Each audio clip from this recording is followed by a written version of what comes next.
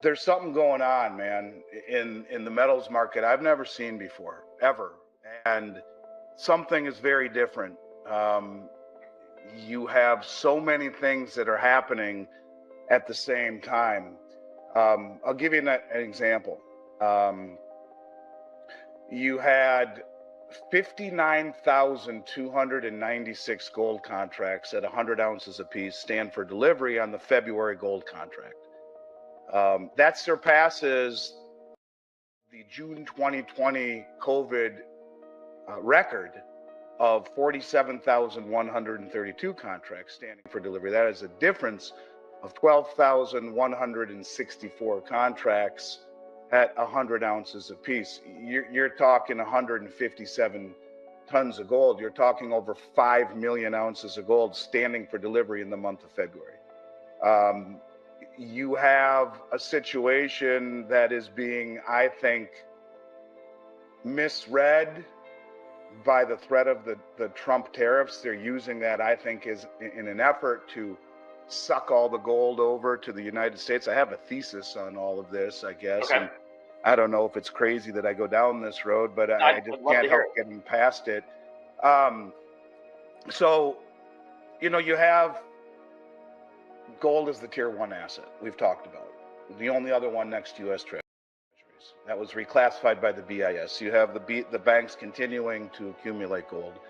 You have them all repatriating their gold from the New York Fed and the Bank of England. We've talked about that. 40 countries brought their gold home from the New York Fed, which would give direct access to COMEX, from the Bank of England giving direct access to the LBMA.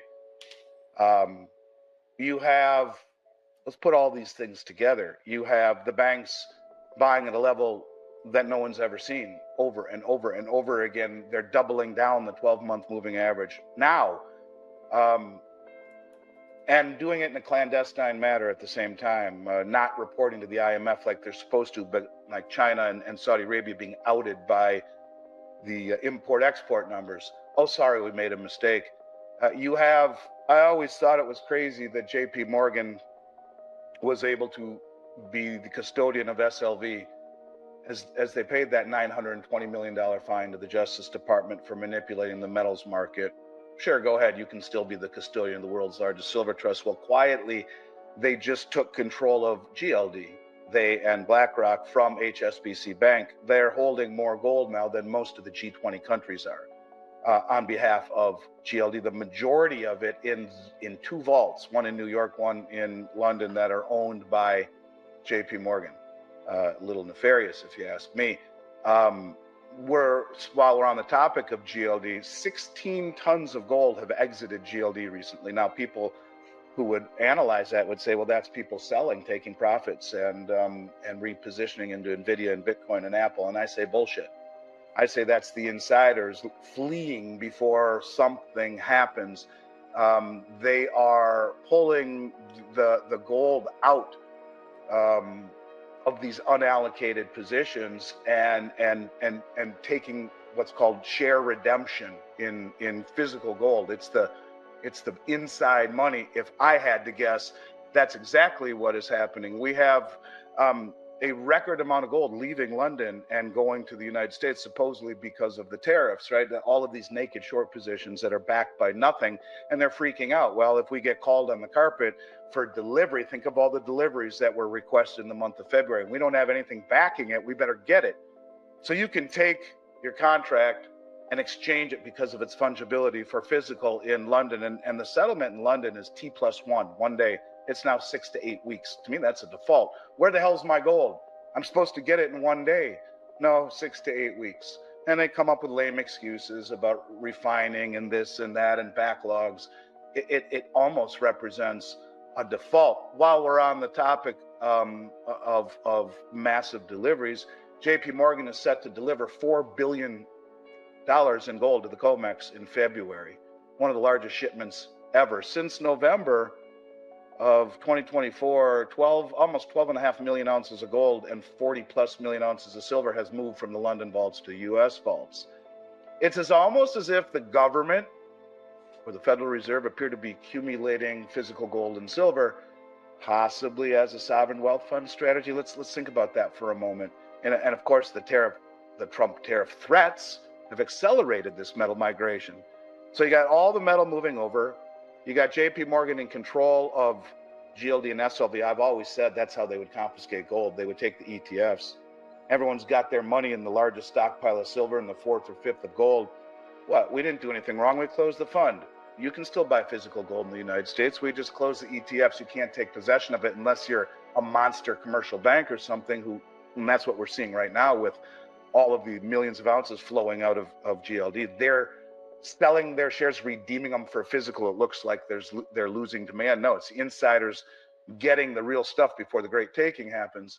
But it gets a little even bit crazier. I mean, I'm wondering, are they front running the BRICS by trying to, be the first to monetize their gold? I did an interview with Judy Shelton. I said, Judy wants to issue 50-year treasuries backed by gold. If people don't know who she is, she's an amazing lady. She was Trump's nominee for Fed chair in 2016. She wasn't confirmed, but she told me flat out, I discussed this with him in the first administration, and I believe he will issue them 50-year treasuries redeemable in gold on July 4th, 2026, the 250th year anniversary.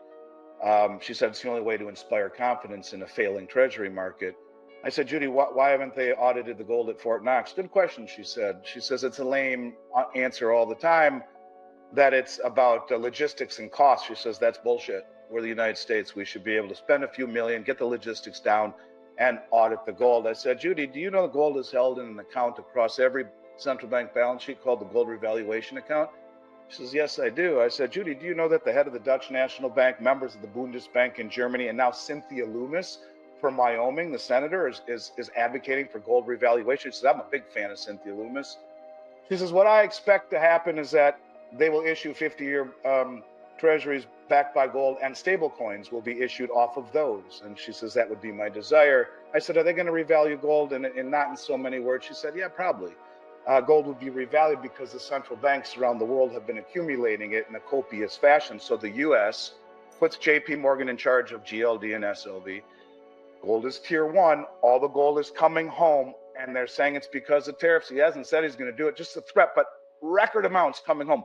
Record amounts. Now, could it be that they try and revalue the price of gold in order to regain legitimacy? I mean, I know it sounds crazy, but think about it. Why is it held in every central bank balance sheet in the gold revaluation account? And wouldn't it be easier to take the massive stockpile of gold in the ETFs held by the cartel bank that manipulates the market on behalf of the federal government, than going door to door to my house and yours, people who believe in the NRA? Wouldn't it be much easier to maintain save face with the world instead of activating eminent domain and taking gold when the rest of the world promotes it to their citizens? And you have it conveniently held in one place. You now revalue gold to a level sufficient enough to achieve whatever it is that you want. $140,000 an ounce gold, I'm not saying it's going to happen, but if it did, that would put our balance sheet pretty much on par with liabilities and assets. But every $4,000 increase by the price of gold is $1 trillion free and clear to the Treasury General account. And Trump wouldn't need to do anything but to tell Scott Bessent, which, by the way, it's his largest holding. He says that, and he just got through saying we're going to monetize the asset side of the balance sheet. Now, let's talk about that for a moment. If you Google U.S. government balance sheet, what you'll find is roughly $5 trillion in assets, the largest of which is student debt. Not going to monetize that. They call it an asset. Yes, they do, and it is the largest asset. Number two is military bases. They're not going to monetize that. Number three is land. They could. And I don't know exactly where gold fits into the balance sheet, but they could definitely remonetize gold. Over my shoulder is Roosevelt. He confiscated gold in 1933. That $20 gold coin right there, he paid everyone $20.56. That was a lot of money in 1933, that extra 56 cents. And then he devalued the dollar by 40%, revaluing gold to $35 an ounce instantly. It's happened. 1971, when we went off the gold standard or closed the gold window, the market revalued gold to where it is now at almost 2,900 or at 2,900 from 35. So When you talk about gold revaluation, not only is it held in the gold revaluation account, not only does Vicent, which is his largest holding, want to revalue it, all he would need to do is tell Jerome Powell, Jerome, revalue the price of gold. You don't even need congressional approval. Congressional authorization. Now, I'm not suggesting it's going to reach that level. You've got individuals like James Rickards who claim it could hit $24,000. He determined that by dividing M1 by the quantity of gold, or I'm not entirely sure. I mean, numerous experts are expressing a variety of viewpoints. But I am convinced that all the monetary authorities have been accumulating gold. The BS reclassified it as Tier 1. An institution of that caliber does not implement such a change without a significant reason. It's the most influential bank globally, and adjusting the valuation of gold would advantage every monetary authority on Earth. Now, you can implement measures such as issuing government bonds backed by gold for half a century, redeemable in gold, or introducing digital assets tied to gold. I think it will be a fusion of blockchain innovation and gold, not a central bank digital currency, but a stable digital asset. Everyone is discussing stable coins, and they would facilitate regulation over the entry and exit points.